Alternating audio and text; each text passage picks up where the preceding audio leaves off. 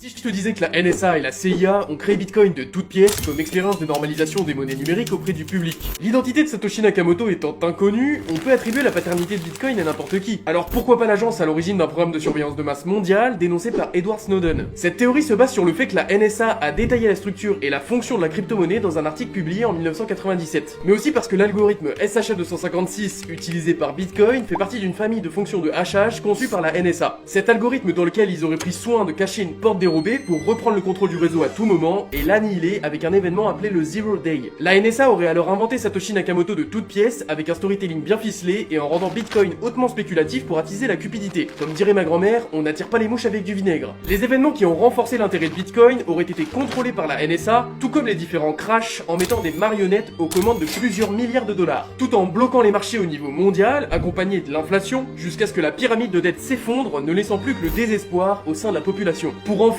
réguler strictement les crypto-monnaies, faire imploser Bitcoin et se présenter comme sauveur du système financier avec une crypto-monnaie mondialiste, avec laquelle ils pourront davantage nous tracer et bloquer son usage en cas de manquement à nos devoirs de bons citoyens. Big Brother devient alors réalité. À défaut d'être la réalité, on n'en est pas trop loin avec les ambitions de Klaus Schwab. Comment tu te sens maintenant que tu te poses la question? La monnaie digitale sera l'un des moyens de contrôle les plus puissants qui n'ait jamais existé sur Terre.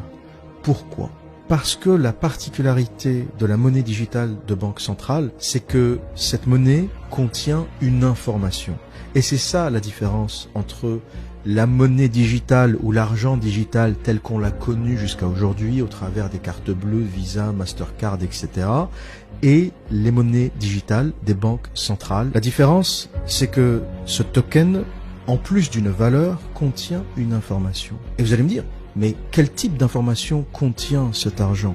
Eh bien la réponse, on commence déjà à la trouver en Chine. La Chine qui a déjà commencé à développer sa monnaie de banque centrale. Et cette monnaie a une date de péremption. C'est-à-dire que lorsque la banque centrale vous envoie cet argent sur votre téléphone, vous avez un certain temps pour le dépenser. Si ça vous a échappé ou pas, mais il y a 2 semaines, c'est sorti. Les Chinois ont sorti une monnaie avec une date de péremption.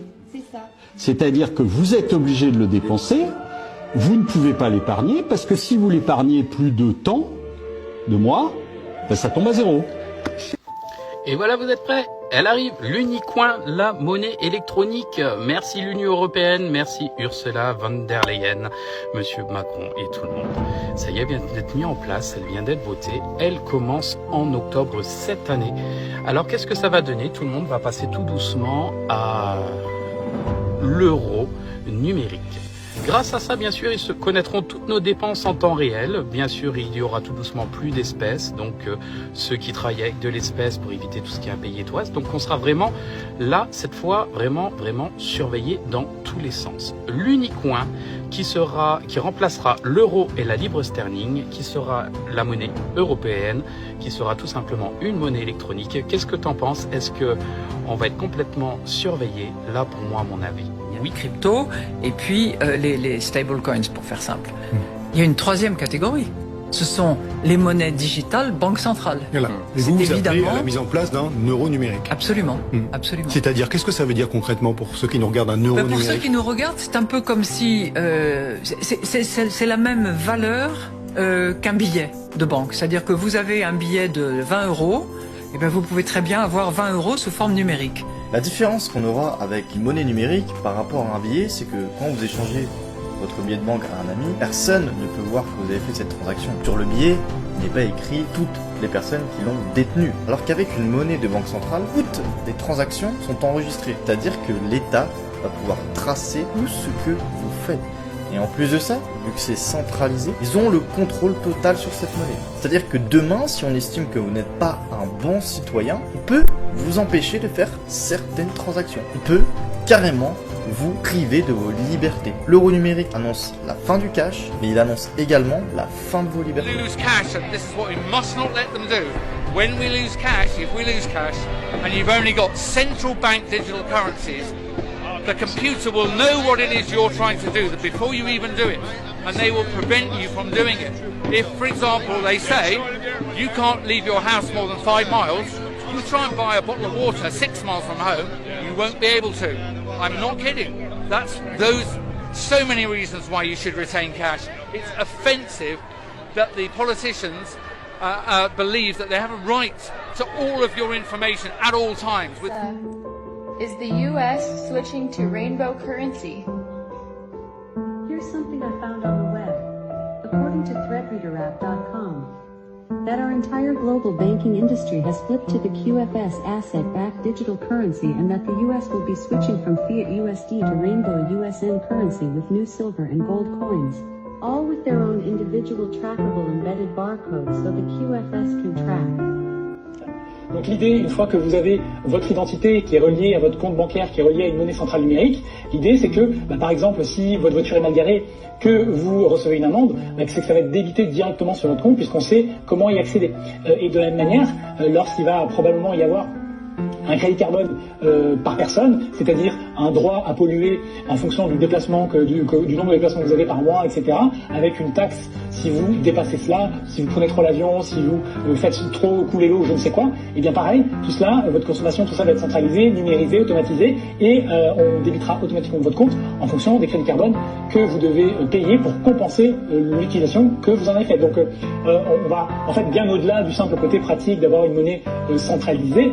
Derrière, l'utilité, elle n'est pas pour vous, mais elle est bien pour ceux qui veulent organiser tout cela. Il suffit de regarder ce qui se passe en Chine, parce que malgré tout, ils ont tendance à être précurseurs sur ce genre de mesures. C'est un pays innovant, cet aspect-là, et on voit bien que voilà, ils peuvent bloquer certains citoyens, les opposants politiques, et c'est très facile de vous effacer quasiment comme ils effacent certaines parties de l'histoire, comme ils réécrivent certains aspects de l'histoire dont les citoyens savent pertinemment qu'ils n'ont pas le droit de parler. Et bien là, de la même manière, on pourra effacer une personne, lui supprimer son identité numérique et ses moyens de subsistance parce qu'il n'aura plus accès à ces transactions. Et donc voilà, il sera tout simplement suspendu de tout accès à la vie. Alors évidemment, ça ne va concerner que les personnes qui créent du trouble, ça ne concernera peut-être pas vous et moi dans notre quotidien, mais jusqu'où iront-ils ? Jusqu'où iront-ils, c'est la vraie question, parce que au-delà de la facilité à ponctionner et à automatiser différentes dépenses sur les comptes des citoyens, on peut aussi imaginer que derrière les choses aillent plus loin pour des raisons, admettons au hasard, sanitaires. Vous n'avez pas fait le bon rappel, pour utiliser un mot qui ne sera pas censuré par YouTube. Vous faites pas le bon rappel, on va suspendre votre compte parce qu'on estime que vous devez faire ce rappel. Voilà. Donc c'est pas de la science-fiction à ce stade, ça ne l'est plus malheureusement, mais c'est bien une des conséquences et un des risques possibles d'une monnaie numérique centrale. Les gens vont être payés des 1500, 2000 euros par mois sans rien foutre. Le salaire universel, c'est quand t'es payé à rien faire, et ça va bientôt arriver, et tu verras que les gens vont sauter dessus en idolâtrant celui qui mettra ça en place. Ça va être génial, on va leur donner un salaire, en fait, pour consommer sans avoir besoin de fournir d'efforts. C'est bien, non? Mais en fait, c'est un piège, c'est un moyen d'empiéter encore plus sur les libertés des gens, mais en même temps, il faut dire ce qu'il y a, les gens s'en foutent complètement de leur liberté tant qu'ils peuvent consommer. Le point positif, c'est que ces gens vont tomber en dépression en masse, parce que ça va être une conséquence logique, ils vont avoir besoin de se payer des professionnels de l'accompagnement, donc les coachs comme toi ont de beaux jours devant eux. Il faut comprendre que si ce genre de choses est mis en place, c'est pas pour aider les gens, mais c'est parce que ça va faire gagner encore plus d'argent. Comment c'est possible? Les intelligences artificielles vont travailler à la place des gens, donc vont produire plus vite, mieux et moins cher. Et les gens seront quand même payés et vont pouvoir consommer naturellement. Sauf que en fait, les conséquences vont être dramatiques sur les personnes. Ils vont être au summum de la flemme, leur estime de soi, qui est déjà pas très haute, va se retrouver 6 pieds sous terre. Franchement, ça va être dramatique. Mais ça va être lucratif pour les gens comme nous. C'est comme le métaverse, d'un point de vue social, ça va être catastrophique. Quoique le métaverse, j'ai quand même hâte d'y être. Pourquoi? Parce que les gens seront dedans et moi je serai tranquille dehors. What wonderful opportunity to conclude our week here with such concrete proposals and ideas of how we can really create, I would say, a new world order. We are just now where we move into the exponential phase. And I agree. Artificial intelligence, but not only artificial intelligence, but also the metaverse, near space technologies, and I could go on and on, synthetic biology. Our life in 10 years from now will be completely different, very much affected, and who masters those technologies in some way will be the master of the world. Je suis journaliste pour le service public en France. Je voulais vous poser une question. Je travaille sur la désinformation et les fake news. Vous êtes la cible de fake news très régulièrement, notamment votre livre, Le Great Reset. Comment vous réagissez par rapport à toutes ces théories du complot?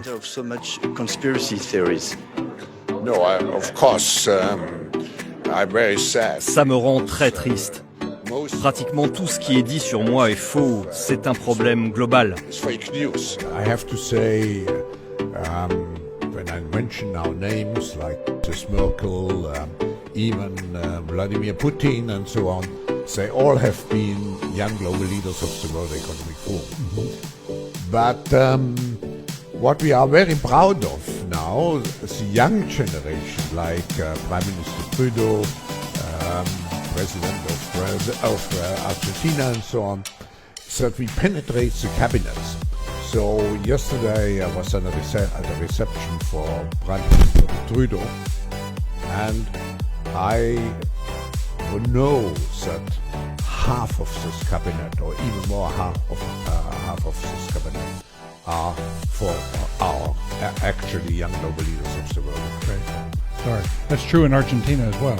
It's true in Argentina, and it's true in France now. I mean, with the president, with a young global leader, but what is important? Dit is de heer Klaus Schwab, oprichter en voorzitter van het World Economic Forum. En hij heeft ook een boek geschreven met als pakkende titel COVID-19, The Great Reset.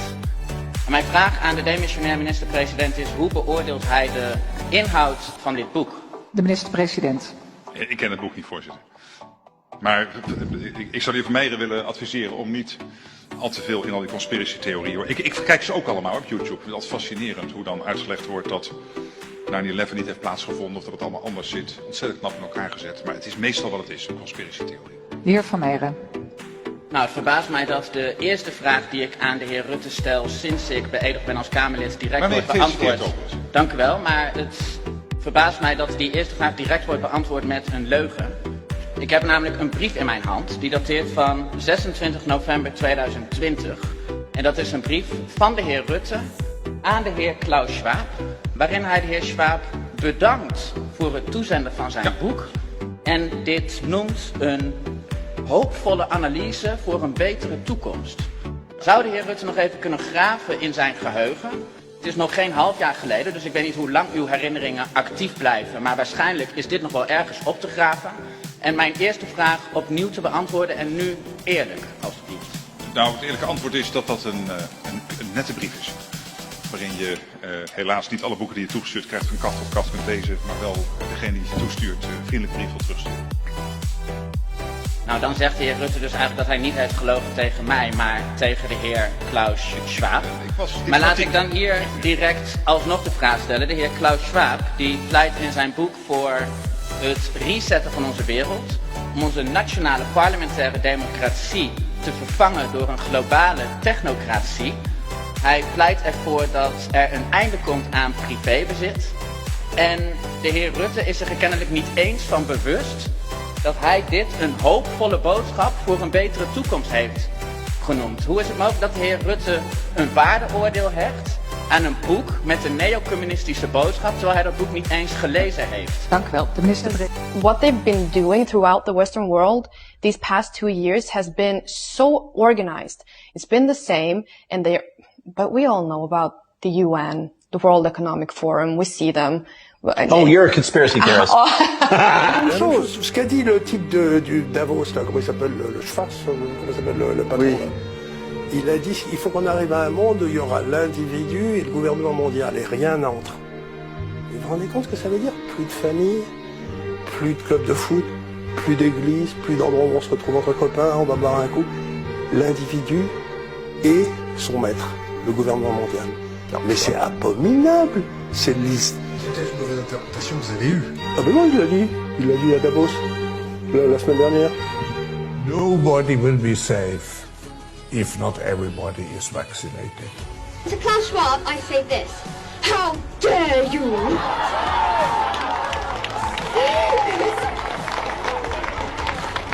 How dare you steal my childhood and my future, and the future of all children. So, what should you do? As long as Klaus Schwab is free, no one is safe.